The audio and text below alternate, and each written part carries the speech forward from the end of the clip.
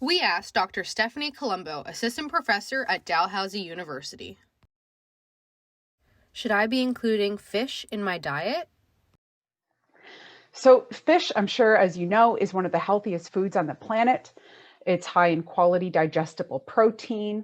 There are so many different options, not only to cater to different tastes and cultures, but also nutritionally speaking. There are high fat options, low fat options, as well as fish is a very important source of micronutrients like vitamins B2, vitamin D, calcium, phosphorus, iron, zinc, magnesium, potassium, antioxidants. One of the things we focus on in my research is the omega-3, the long chain omega-3 polyunsaturated fatty acids, and these are extremely important for our heart and brain health. What does the global fish stock look like? With 3 billion people consuming fish every day, our fish consumption is showing no sign of slowing. Our fish consumption in the past 30 years has more than doubled. And in fact, we are really not relying on an increase in production from wild fisheries. It's pretty much stayed the same over the past 30 years, despite we're eating double the fish than we used to. It's increased a little bit. There's a rise of about 14% in global fisheries production during this time. So there is a mismatch between supply and demand here with wild fisheries production and how much we're actually eating. And so aquaculture is to thank for that. Production in aquaculture has grown over 500% during this time.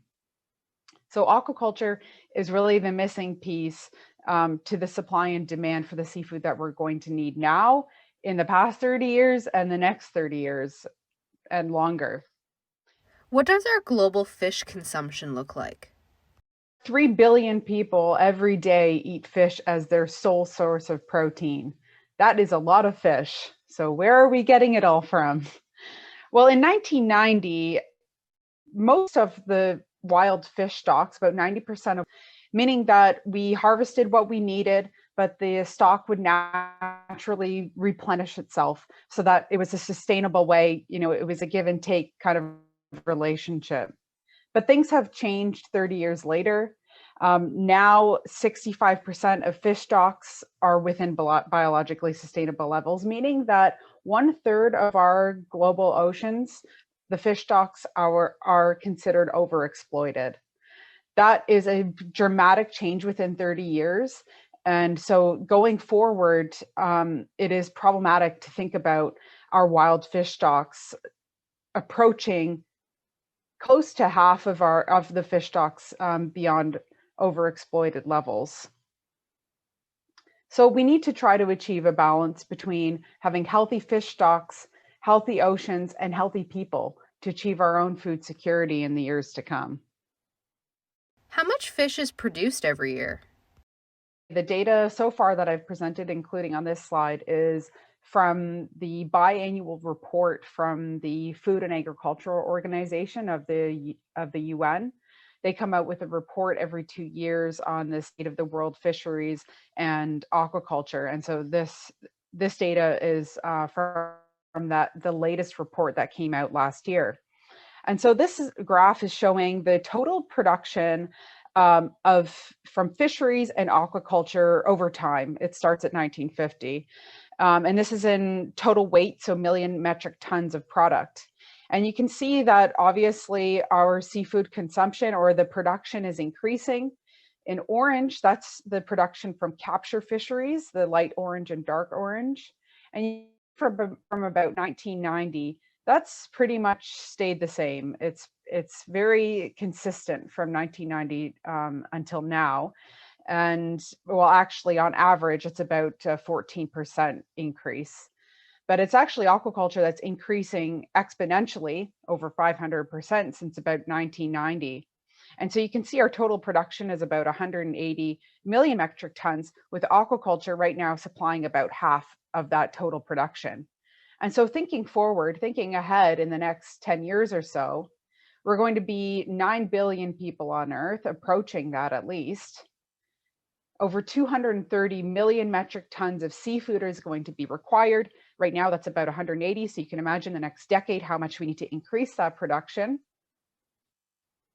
And 60% of our seafood will come from aquaculture. Right now, it's about 50%. So we'll need more, obviously. And so aquaculture is a critical and necessary part of the seafood that we're going to acquire in the future. And Canada has an opportunity to be self-sustaining, to achieve food security, not only within our own country, but supplying other countries to help them achieve food security as well. But we need to do this with a balance and using our ocean and freshwater resources sustainably. Why do we need aquaculture? So we absolutely need aquaculture for our future to have healthy oceans. Healthy oceans are synonymous with a healthy planet. We need to help rebound some of those fish stocks that we took too much over the past 30 years. But we also need to achieve food security for our growing population. And so this is why aquaculture is so important part of our future. How much fish does Canada produce through aquaculture production? So in terms of Canadian aquaculture production, this is the latest data or the most recent data from the Department of Fisheries and Oceans. Canada produces 180,000 tons of product. This was from 2019 with a $1.23 billion value. That's from shellfish and finfish, not including the value or mass from aquatic plants like seaweeds. So that's finfish and shellfish. Now looking at Canada's salmon production. So from now on, I'll really focus on salmon. That's my area of expertise. So finfish, of the total production, finfish accounts for 70%, 77% of the total mass of produce. And that's actually a 93% portion of the total aquaculture production value. So finfish is supplying a majority of the total value of the aquaculture products in this country. Of that 77% of finfish, 82% of it is salmon. So the top finfish produced species are salmon at 82%.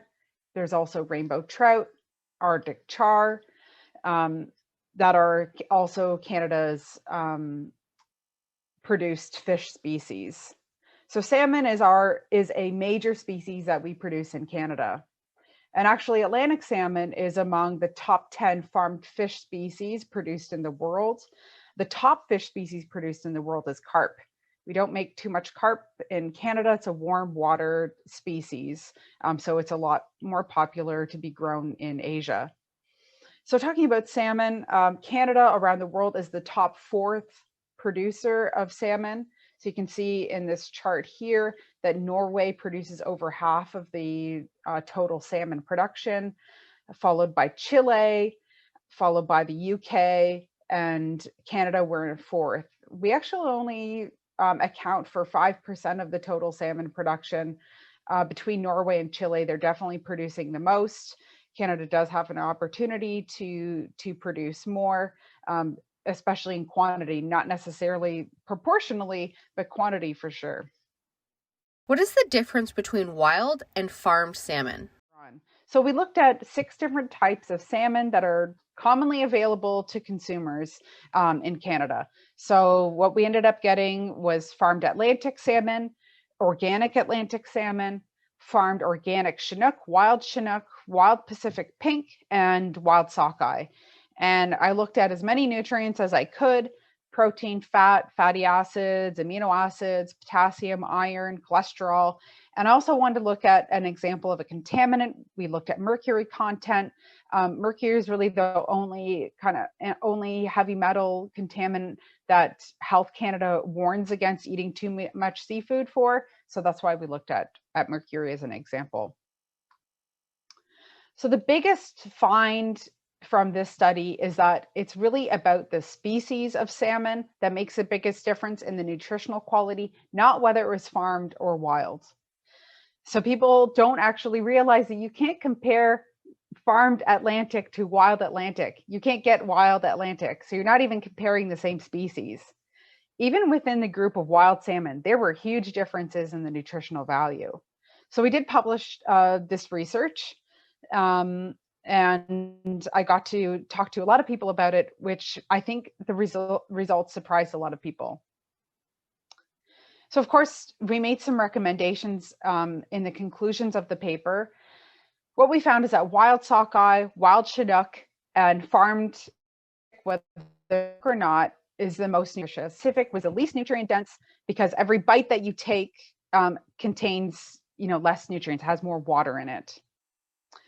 Wild sockeye and wild Chinook were the most nutrient dense, had the highest omega-3 content, but they're also the most expensive and had the highest mercury content.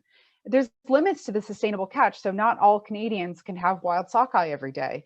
It's not possible in terms of the numbers of sockeye that's available, but it's also expensive, so that limits people to being able to buy it. So I recommend farmed Atlantic as the best option for people who often include salmon in their meals based on the nutritional value, its availability. You can buy it all across the country very easily. And it also had the lowest mercury content and a very affordable cost.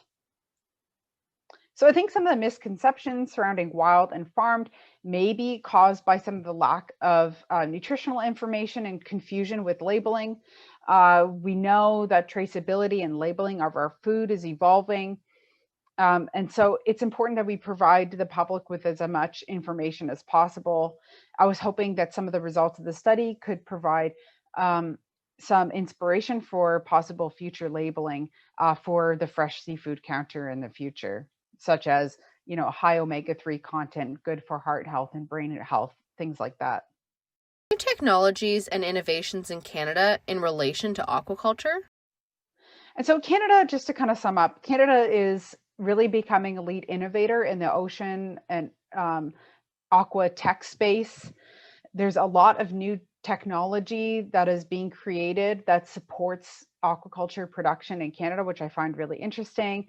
Atlantic Canada is becoming kind of this hub, a technology center for new gadgets that are being used in the aquaculture industry. We've got the Ocean Supercluster, we've got Ocean Frontier Institute, and a rising ocean tech industry. And so that is kind of putting Canada, although it is not the top producer of salmon, is producing a lot of new innovations that are being used around the world, which is very awesome.